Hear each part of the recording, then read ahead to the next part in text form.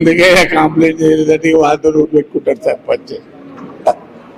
అంటే ఆ పరిస్థితులు ఉండకూడదు. ఆసుపత్రులు అంటే ఇప్పుడు డాక్టర్లు అంటే వైద్యం మనకు అందించడానికి వాళ్ళు ఉన్నారు. వాళ్ళ మీద దాడులు చేస్తే ఏమొస్తుంది? అక్కడ వాళ్ళు కూడా ఎంప్లాయీసే కదా. అక్కడ పనిచేసే ప్రతి ఒక్కరు కూడా వాళ్ళ వృత్తిపరంగా వాళ్ళ వృత్తి ధర్మాన్ని నిర్వహిస్తూ ఉంటారు. కాబట్టి వాళ్ళకి ఇచ్చే గౌరవానికి ఇవ్వాలి, చెప్పేది ఈ విధంగా చెప్పాలి తప్ప దౌర్జన్యం చేసేటువంటి పరిస్థితి రాకూడదు. అదేవిధంగా ఆసుపత్రులు కూడా చాలా పద్ధతి ఎమ్మడి పేదవాళ్ళను కూడా చూడాల్సినటువంటి అవసరం ఉంది. నిజమైనటువంటి డయాగ్నోస్ చేసి ఎంత తక్కువ ఖర్చుతో అతనికి ట్రీట్మెంట్ ఇవ్వగలిగేటువంటి పరిస్థితి మరి ఆసుపత్రులు కూడా రావాల్సినటువంటి అవసరం. ఇవాళ ఎందుకంటే రాష్ట్ర ప్రభుత్వం కూడా దాదాపు ఇప్పుడు 32 మెడికల్ కాలేజీలు ఉన్నాయి మన రాష్ట్రంలో.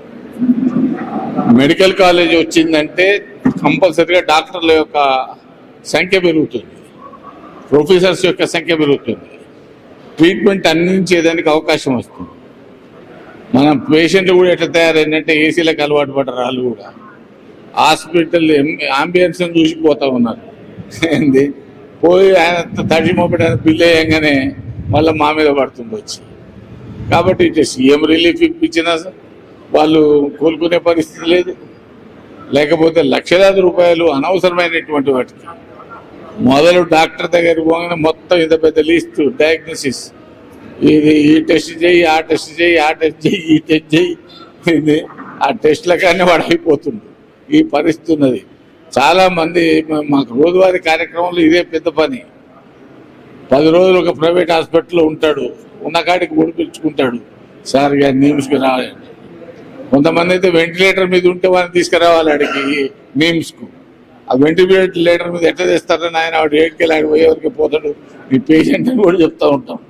కాబట్టి ఈ రకమైనటువంటి ఇబ్బందులు ఉన్నాయి. నాకైతే కొంతమంది డాక్టర్లు చెప్తారు, హాస్పిటల్ అయినా నీకు ఇంత మార్జిన్ పెడతాడు, నువ్వు ఏమి చేస్తావో ఏం కథ తెలియదు, నేను లెక్క ప్రకారం ఇంత నువ్వు బిల్ చేయాల్సిందే ఏంది అనేటువంటి పరిస్థితులు కూడా కొన్ని ఆసుపత్రుల్లో ఉన్నాయి. కాబట్టి ఇవన్నీ కూడా సమాజంలో మంచిది కాదు.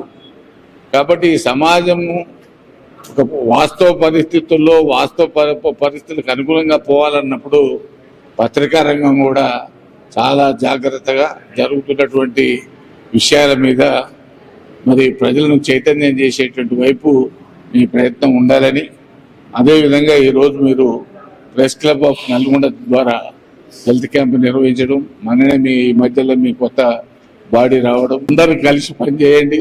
అందరూ కలిసి ప్రయాణం చేస్తేనే మీ సంఘం కూడా గట్టి ఉంటుంది, మీ సమస్యలు కూడా పరిష్కారం అవుతాయి.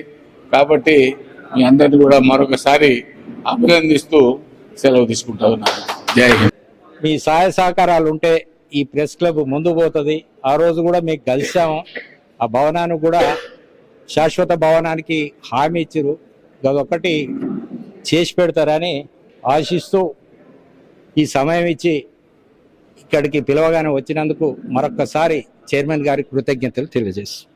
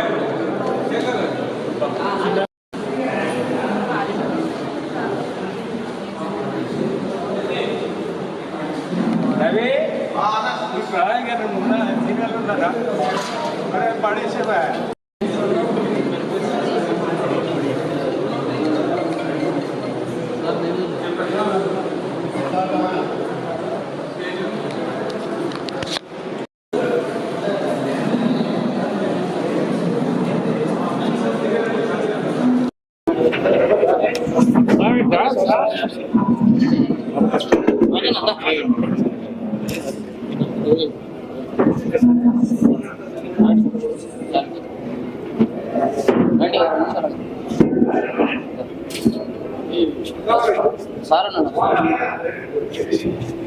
Okay sir Awesome.